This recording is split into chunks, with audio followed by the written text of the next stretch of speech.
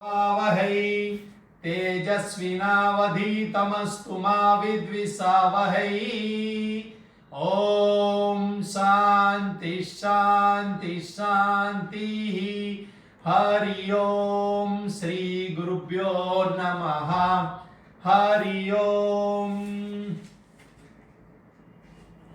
આજનો વિષય છે બધામાં પરમાત્મા। 24 તારીખથી આ વિષય ચાલુ છે ભગવત તત્વનું। એમાં આપણે પરતત્વ એટલે કે બ્રહ્મ તત્વ વિશે જાણ્યું, પછી ઈશ્વર તત્વ વિશે જાણ્યું અને આજે આપણે અંતર્યામી તત્વ વિશે જાણવાનું છે। અંતર્યામી રૂપે એ જ બ્રહ્મ, એ જ પરમાત્મા સર્વના હૃદયમાં સ્થિત છે। આ અંતર્યામીના લક્ષણ, નામ, કાર્ય અને ફળ આપણે જાણીએ છીએ, એને સમજવાની આજે કોશિશ કરશું। લક્ષણ કયા છે?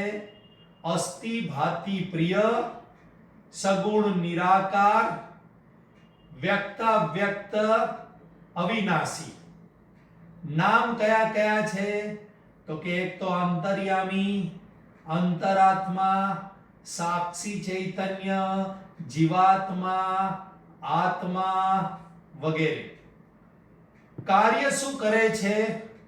તો કે કર્મનો સાક્ષી છે, આપણા બધા જ કર્મોની નોંધ લે છે, ઉપદ્રષ્ટા છે, અનુમંતા છે। ઉપદ્રષ્ટા એટલે દ્રષ્ટા તરીકે એકદમ નજદીક છે, પરંતુ દ્રષ્ટા તરીકે રહે છે। સાક્ષી અને દ્રષ્ટા સમાનાર્થી શબ્દ છે, પરંતુ અલગ રીતે શાસ્ત્રની અંદર વાપર્યું છે એટલે આપણે એ શબ્દને પણ મૂકેલું છે।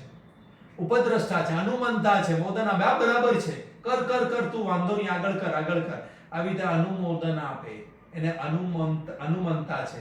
ભોગતા છે, જે કંઈ પણ આપણે 5 ઇન્દ્રિયો દ્વારા 5 વિષયોનો ભોગ કરે છે એનો ભોગ કરનાર પણ આ જ છે। એ જ અંતર્યામી જીવાત્મા બની અને ભોગ કરે છે, અને આત્મ તત્વ પણ એને કહેવાય છે। એ ભોગતા છે, પ્રકાશત્વ છે, કાર્યમાં પ્રકાશત્વ, અને આપણા અંદર રહીને આપણને બધી વસ્તુ જણાવે છે, એને પ્રકાશત્વ કહેવાય। સત્તા આપે છે, એક્ઝિસ્ટન્સ, કે હું છું એ અંતરાત્માને લીધે છું।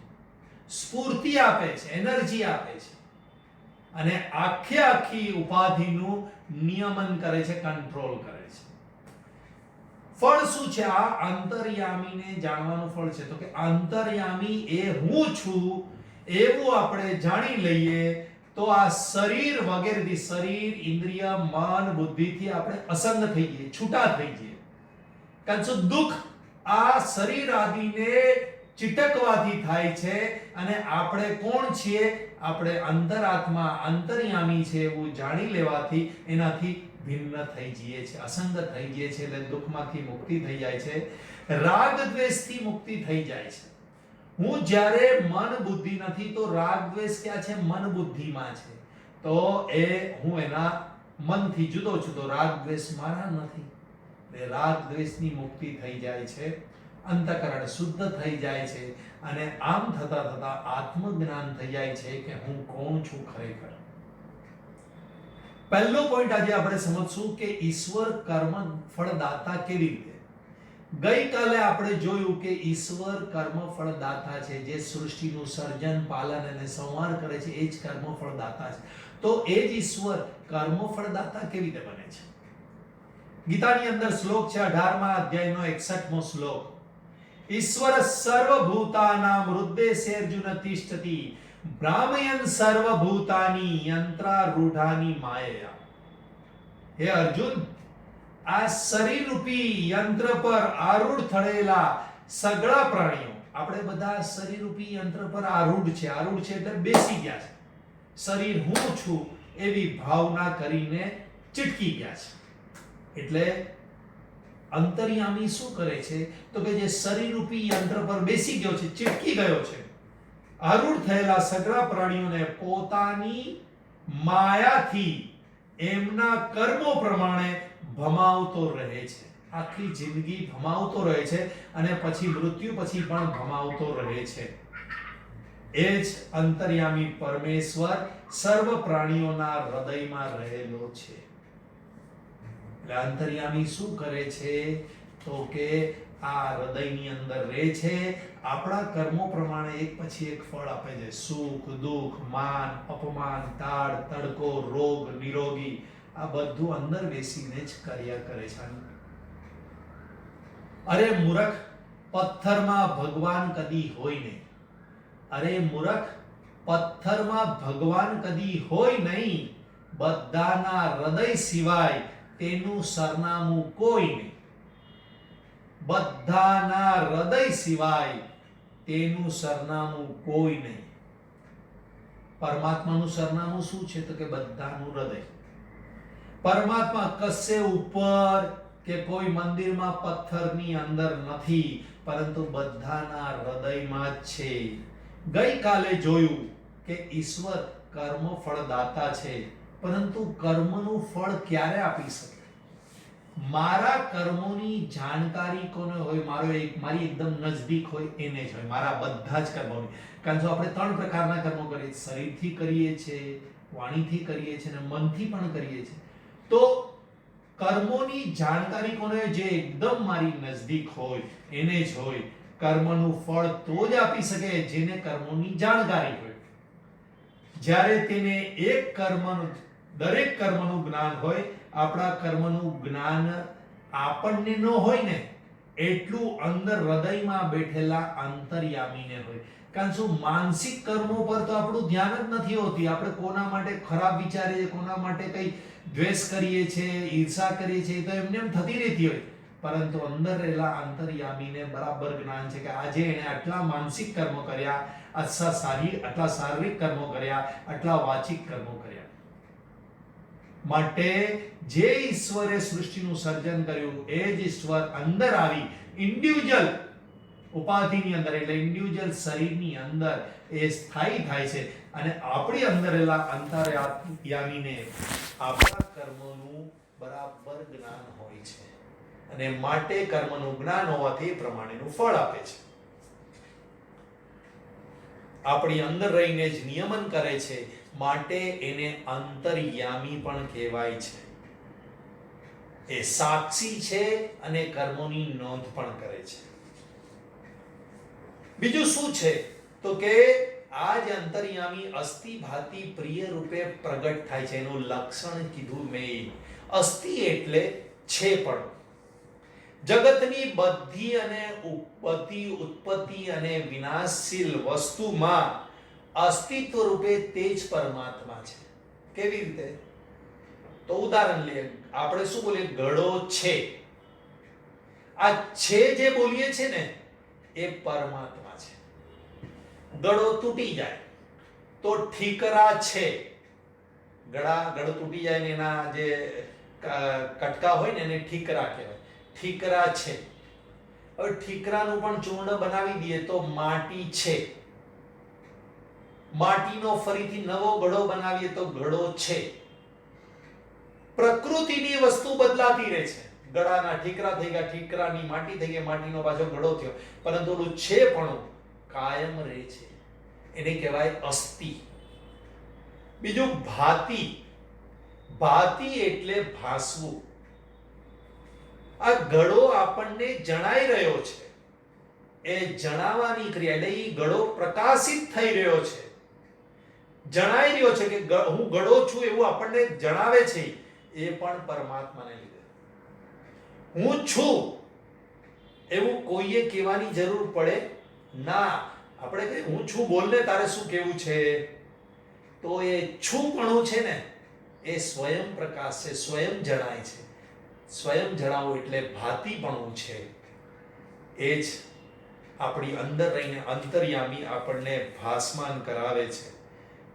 મૃત્યુ પછી પણ જીવ છે, હું જીવ છું એ પણ તો રહે જ છે. એટલે મૃત્યુ પછી પણ છું પણ તો રહે છે. અંતર્યામી તો રહે છે, જીવની સાથે જીવાત્મા બનીને જાય છે. ત્રીજું પ્રિયપણું. દરેક વ્યક્તિ પોતાને તો પ્રિય હોય જ છે, અને કોઈકને ને કોઈકને પ્રિય જ ને એ વ્યક્તિને કંઈક ને કંઈક પ્રિય હોય છે. પ્રિયતા સંસારમાં જ્યાં જ્યાં પણ દેખાય છે એ પણ પરમાત્માને લીધે છે.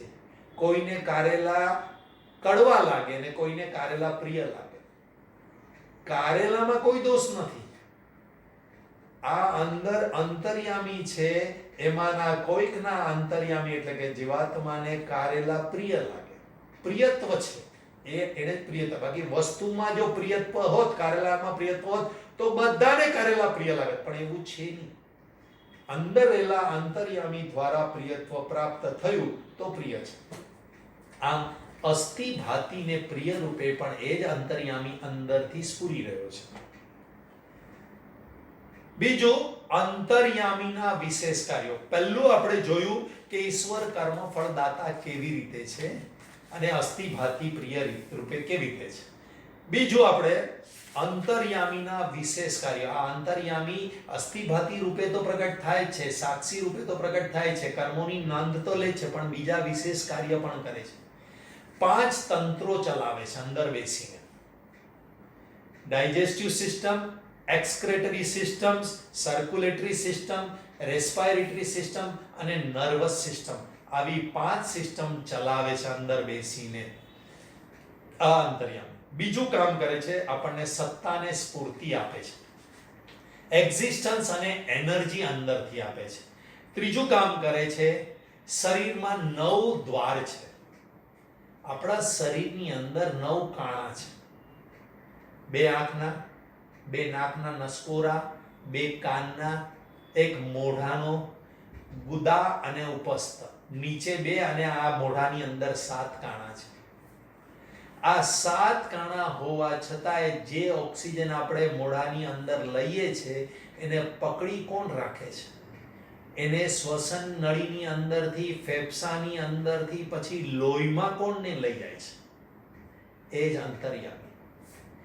એક ફુગ્ગો હોય, ફૂલેલો હોય ને એમાં એક નાનકડું કાણું પાડો ને તો બધી હવા નીકળી જાય. અહીંયા તો 9 કાણા છે ને મોટા મોટા, આટલું મોટું કાણું, અને છતાંય અંદર લીધેલો ઓક્સિજન બહાર નીકળતો નથી. કેવી અદ્ભુત રચના છે! આપણે કોઈ ચમત્કાર બહાર જોવા જવાની જરૂરત જ નથી. આ જે અંદર બેસીને ચમત્કાર કરે છે ને એ જ જોશો તો આપણને ઓહો ભવ્ય ભવ્ય થઈ જશે, અહોભાવ થઈ જશે આપણા પોતાના પ્રત્યે. ઓહ, હું અંતર્યામી છું ને હું આટલા શ્રેષ્ઠ કર્મો કરું છું. એટલે શરીરમાં 9 કાણા હોવા છતાંય એમાંથી હવા બહાર નીકળતી નથી. ચોથું, આપણે ખૂબ દોડીએ, ખૂબ ટેન્શનમાં હોઈએ, ખૂબ ગરમી પડતી હોય તો આખા શરીરમાં કરોડો રોમ છે, છિદ્ર છે, કાણા છે, હોલ્સ આર ધેર. એમાંથી પરસેવા રૂપે પાણી બહાર નીકળે છે. તમે દવા પીધી હોય તો એ દવા બહાર ન નીકળે. પાણીથી સ્થૂળ વસ્તુએ બહાર નથી નીકળતી અને પાણીથી સૂક્ષ્મ હવા પણ બહાર નથી નીકળતી. એટલા કરોડો કાણા. 9 કાણા તો મોટા, બાકી આ બધા આખા શરીરમાં કેટલા બધા કાણા છે એ તો પરસેવો થાય ને તો ખબર પડે આખા શરીરે પાણી પાણી થઈ ગયું. ક્યાંથી આવ્યું પાણી? અંદરથી બહાર નીકળે છે. અને છતાંય આટલા કાણામાંથી પણ હવા બહાર નીકળતી નથી. આ કાર્ય અંતર્યામી કરે છે.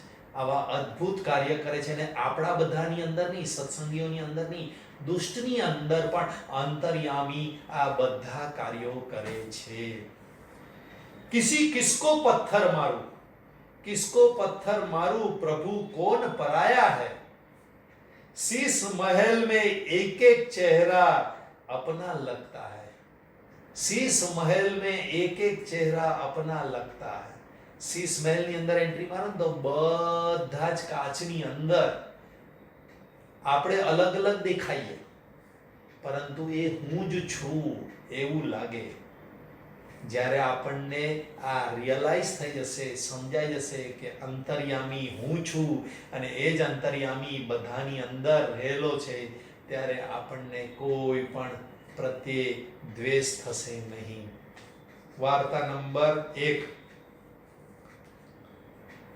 રાગ દ્વેષની મુક્તિ. ત્રીજો પોઈન્ટ હતો, ગુરુ નાનક શાંતિ ઉપદેશ હેઠળ હિન્દુ અને મુસલમાનોની એકતા અને હળી મળીને રહેતા હતા. ગુરુ નાનકના જે રાજ્ય હતું, પંજાબનું રાજ્ય હતું, એમાં મોગલ બાદશાહને આ વાત ખટકી. કારણ મૌલવીઓએ મોગલ બાદશાહના કાન ભમેરડી કરી. જે અત્યારે થઈ રહ્યું છે એ વર્ષોથી થતું આવ્યું છે કે મૌલવીઓ પોતાની સત્તા અકબંધ રાખવા માટે પોતાને શરણે જ મુસલમાનો રહે ને પોતાની વાતને જે સાચી માને માટે કંઈ પણ ખોટું પબ્લિશ કરે. એવી રીતે મોગલ બાદશાહને એ પબ્લિશ કરતા હતા ધર્મજનોની મૌલવીઓ, અને તેની કાન ભમેરણીથી શીખ ગુરુઓ પર તવાઈ આવી વારાફરતી. અર્જુન દેવને ધગધગતા તાવડા પર બેસીને મારી નાખવામાં આવ્યા. ગુરુ તેગ બહાદુરનું માથું કાપી લેવામાં આવ્યું, અને ઔરંગઝેબના વખતમાં મોગલોના જુલ્મોએ માજા મૂકી. ગુરુ ગોવિંદસિંહ એ ભીષ્મ પ્રતિજ્ઞા કરી. આ નાનકથી નરસંહાર ચાલુ થયો હતો. ગુરુ નાનક, પછી અર્જુન સિંહ, પછી ગુરુ તેગ બહાદુર, અને હવે ગુરુ ગોવિંદસિંહના વખતમાં પણ આવી હિંસાઓ થતી હતી.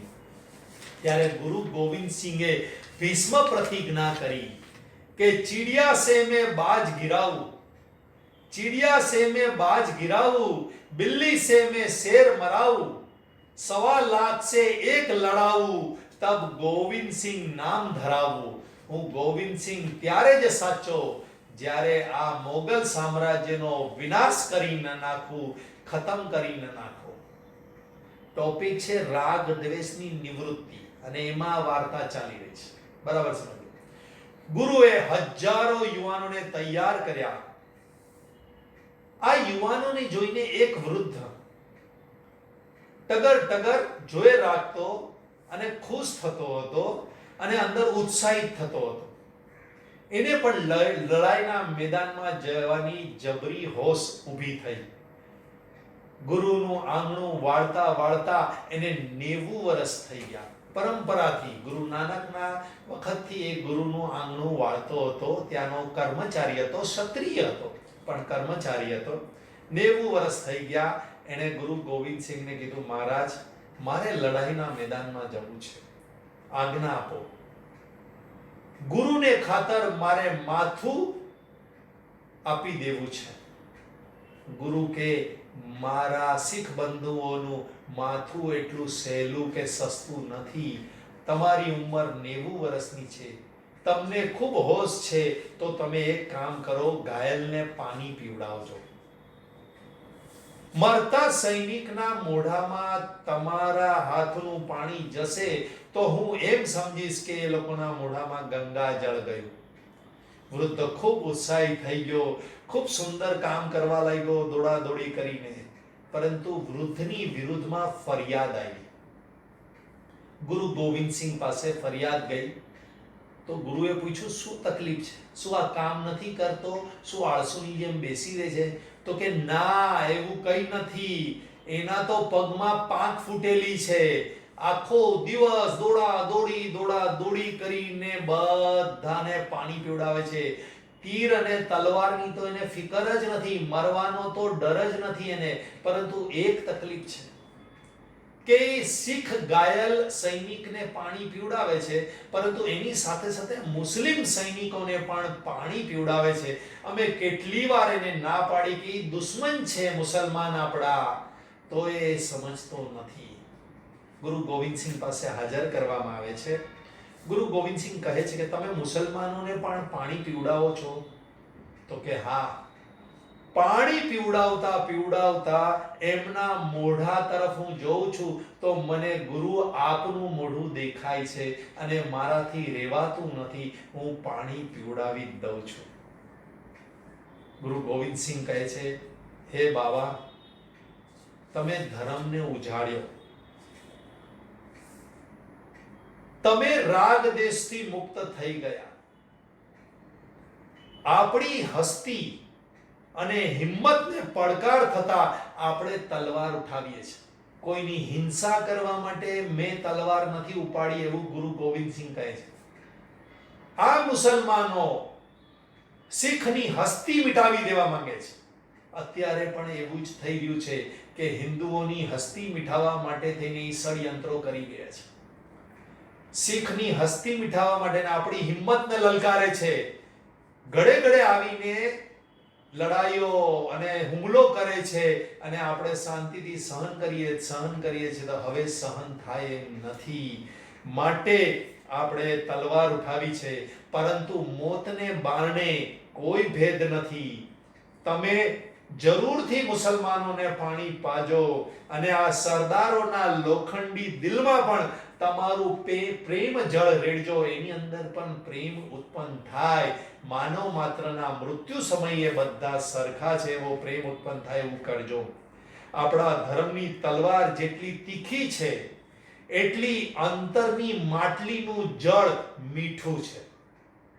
તલવાર તીખી છે, દુશ્મનને છોડશે નહીં, પરંતુ અંદર હૃદયરૂપી માટલીનું જળ મીઠું છે. બધામાં જ એક જ ભગવાન છે. ભગવાન પણ ઈચ્છે છે અત્યારે કે માનવને સ્વતંત્રતા મળી. તે ધર્મ અને ધર્મના અનુયાયીઓને હેરાન કરે છે તો એને મારી જ નાખવા જોઈએ. આવું ભગવાન પણ અત્યારે ઈચ્છે છે અને માટે લડાઈ જરૂરી છે. રાગ દ્વેષની મુક્તિ અલગ વસ્તુ છે અને ધર્મની રક્ષા, આપણા અસ્તિત્વની રક્ષા અલગ વસ્તુ છે.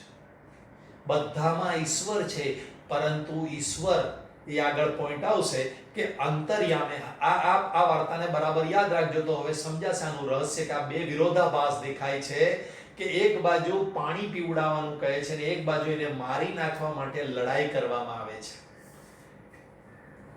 ચોથો વિષય છે અને એ છે અંતર્યામી જણાતો કેમ નથી. તો બલ્બ સળગે છે કારણ વીજળી છે, તેમ આપણે પણ ક્રિયા કરી શકીએ છીએ, જ્ઞાન મેળવી શકીએ છીએ કારણ અંદર અંતર્યામી છે. પણ દરેકની અંદર પરમાત્મા દેખાતા નથી. એનું કારણ છે, પહેલું, જેમ પાણી હલતું હોય અથવા ડોળું હોય, અશુદ્ધ હોય, ગંદુ હોય, તો અંદર રહેલો સિક્કો કે આપણો ચહેરો બરાબર દેખાય નહીં. ચશ્મા પર તેલ લાગેલું હોય તો બહારની વસ્તુ બરાબર દેખાય નહીં. તેમ અંતકરણ પર મેલ લાગ્યો હોય, અશુદ્ધ હોય અથવા ચંચળ હોય તો પોતાનામાં અને બધામાં પરમાત્મા દેખાય નહીં. આ પહેલો પોઈન્ટ છે. અંતર્યામી અંતર છે તોય આપણને જણાતો કેમ નથી? તો કે અંતકરણ અશુદ્ધ છે, ચંચળ છે, માટે આપણને જણાતો નથી. વાર્તા નંબર 2 બહુ સુંદર ગૃહસ્થીને લગતી વાર્તા છે. એક સંયુક્ત કુટુંબ હતું. એક વડીલને 7 છોકરા હતા. 6 છોકરાના લગ્ન થઈ ગયા. આ વાર્તા મેં લોનાવાલામાં કીધી હતી અને બધાને ખૂબ પસંદ આવી હતી, એટલે એમના રિવ્યુ પરથી મેં આજે ફરીથી લીધી છે. 7 છોકરા હતા.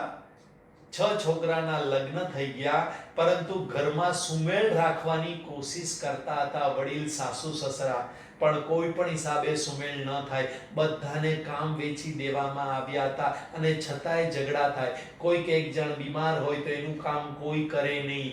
બાળકોની વચ્ચે પણ ઝઘડા થાય. બાળકો માટે મા બાપ પણ ઝઘડા કરે. આવા સમયમાં 7મી વહુ ઘરમાં આવી. 7મા દીકરાના લગ્ન થયા અને વહુ ઘરમાં આવી. વહુએ ઘરમાં આવીને જોયું તો ઘરનું માહોલ એના પિયરના માહોલ કરતા એકદમ વિરોધી હતું. એ સંસ્કારી ઘરમાંથી ઉછરેલી હતી અને એને નાનપણથી એવા વિચાર મળ્યા હતા કે બધાની અંદર પરમાત્મા છે અને એવી રીતે બધાની સેવા કરવાની છે. આ જીવન મંત્ર હતો. એને વિચાર કર્યો કે આ બધા મારાથી વડીલ છે, એને કોઈ ઉપદેશે અપાય નહીં. એટલે એને નક્કી કર્યું. બીજે દિવસે રસોડામાં અત્યારે નવી વહુનો વારો હતો નહીં, 6 વહુનો વારો હતો અને સાસુનો 7મો દિવસ સાસુ. નવી વહુ સવારના પોરમાં વહેલી રહી અને રસોડાની અંદર રસોઈ કરવા લાગી. સાસુને ખબર પડી કે નવી વહુ રસોડામાં ગઈ છે, એટલે સાસુએ કીધું તું શું કરવા રસોઈ કરે છે? તો વહુએ કીધું શાંતિથી બોલો, આ રસોઈ કરવામાં બહુ મોટું પુણ્ય છે. તમે ને હું જાણી છે બધાની અંદર પરમાત્મા છે, અને એમ સમજીને આપણે ગરીબોને દાન આપીએ છીએ, ઘરની બહાર બધાને અન્ન આપીએ છીએ, તો શું ઘરવાળાને અન્ન આપવાનું વિશેષ પુણ્ય ન હોય? કારણ ઘરવાળાની અંદર પરમાત્મા નથી, અને માટે હું અહીંયા પુણ્ય કમાવા માટે આવી છું, એટલે હવે એકદમ શાંત રહે, મને મારી રીતે કામ કરવા દો. સાસુ તો ચાલ્યા ગયા, પરંતુ એની અંદરનો અંતરાત્મા જાગૃત થયો. બીજે દિવસે સાસુ આવીને રસોઈ કરવા લાગી. ઓલી નવી વહુ કે મારું કામ કેમ લઈ લીધું તમે? તો સાસુ કે તારે કરવાની જરૂર નથી, તારા કરતા તો મને વિશેષ જરૂર છે પુણ્યની. હવે અમારા દિવસો કેટલા થોડા રહ્યા, તો મારે વિશેષ પુણ્ય કરવું પડે, માટે આજથી કોઈ રસોઈમાં આવશે નહીં. હું જ બધાને મારા હાથનું ભોજન જમાડીશ, અને મારા દીકરાઓને ને મારા પતિને તો ખૂબ જ ગમે છે ભોજન. સાસુ રસોડામાં આવી ગઈ. ઓલી બીજી વહુઓને પણ જરા સંકોચ થયો. એ સાસુને કે અમે મદદ તો કરાવીએ, એમ કરતા કરતા જેનો વારો હતો એ મદદ કરાવવા લાગ્યા. નવી વહુનું આ કામ વયું ગયું. બીજે દિવસે સવારે ઉઠીને લોટ દળવા લાગી. સાસુએ જોયું કે આ ચક્કીનો કંઈક અવાજ આવે છે, એટલે ઓલી વહુને કીધું કે આ શું કરે છે? તું કેટલા મોટા ઘરની છે ને, આપણે કઈ ગરીબ નથી, આ ચક્કી શું કરવા? આપણે ચક્કી કેટલા વખતથી બંધ હતી, આપણે તો મશીનમાં ચક્કી લોટ દળીએ છે. સાસુને કે આ ચક્કીનો લોટ છે ને ઠંડો હોય, અને એની રોટલીઓ મસ્ત બને, અને રોટલીઓ મસ્ત બને તો દરેક ખાશે તો એનો અંતરાત્મા મને સાચા આશીર્વાદ આપશે. આહા, આજે તો રોટલી મસ્ત બની છે, કોણે બનાવી છે? અને એનું વિશેષ પુણ્ય છે, વડીલોના આશીર્વાદનું વિશેષ પુણ્ય છે. માટે સાસુજી મને લોટ તો દળવા દો, મારે બધાને મારા હાથના દળેલા લોટની રોટલી ખવડાવી છે, અને એનો સ્વાદ અલગ હોય છે મશીનના લોટની રોટલીના સ્વાદ કરતા. આ જોઈ અને બધી વહુએ પતિને કીધું અમને પણ ચક્કી લાવી આપો, અમે પણ અમારા હાથથી લોટ દળી અને અમે પણ પુણ્ય કમાશું. આવી રીતે દરેક કાર્ય, ઘરને સાફ સુફી કરવાનું કાર્ય, કૂવામાંથી પાણી ભરવાનું કાર્ય, વાસણ ધોવાનું, કપડાં ધોવાનું કાર્ય, એવી રીતે બધું જ વહુ એક પછી એક કરવા જઈ રહી હતી અને જતી હતી. તો બધાએ ઘરમાં પોતપોતાનું કામ પકડી લીધું. હવે સૌથી મોટી વહુ હતી, એના દીકરીના લગ્ન હતા, તો વહુએ જે નવા કપડા અને ઘરેણા લઈને આવેલી હતી, બધા જ ઘરેણા અને કપડા એ દીકરીને ચઢાવી દીધા. તો ઓલી મોટી વહુ કે અરે તારા તો નવા કપડા છે, નવા ઘરેણા છે, આટલા બધા ઘરેણા હોય નહીં. એમ કરતા કરતા મીઠો ઝઘડો થવા લાગ્યો કે હું લઉં જ નહીં તારા ઘરેણા કે કપડા, મને દોષ લાગે. એમ ઉલટી સ્પર્ધાઓ, કામ કરવાની સ્પર્ધાઓ અને ન લેવાની સ્પર્ધાઓ થવા લાગી. એક જ વિચારથી કે બધાની અંદર પરમાત્મા છે, મારે બધાની સેવા કરવી છે, કોઈ ઉપદેશ વગર. આ નાની વહુએ પરિવર્તન લાવી દીધું. આ એક વિચાર આપણી અંદર પરિવર્તન લાવી દે છે. ઈશાવાસ્ય ઉપનિષદમાં પણ આ જ વાત કીધેલી છે. ઈશાવાસ્ય ઇદમ સર્વમ યત્ કિંચ જગત્યામ જગત તેન તક્તેન ભુંજીથાહ મા ગૃધ કસ્ય સ્વિદ્ધનમ.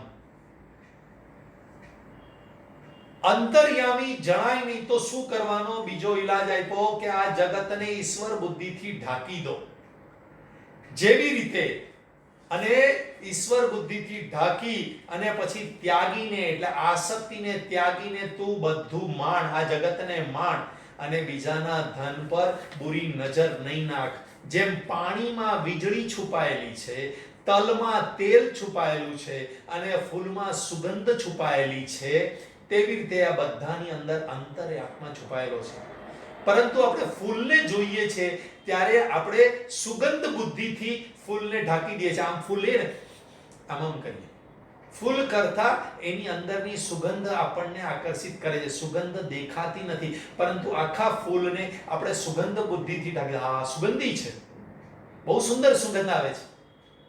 બસ એવી રીતે જ દરેકની અંદર આપણે ઈશ્વર બુદ્ધિથી એને ઢાંકી દેવાનો છે. ઓમ પૂર્ણમદઃ પૂર્ણમિદં પૂર્ણાત પૂર્ણમુદચ્યતે પૂર્ણસ્ય પૂર્ણમાદાય પૂર્ણમેવાવશિષ્યતે. ઓમ શાંતિ શાંતિ શાંતિ. હરિ ઓમ. શ્રી ગુરુભ્યો નમઃ.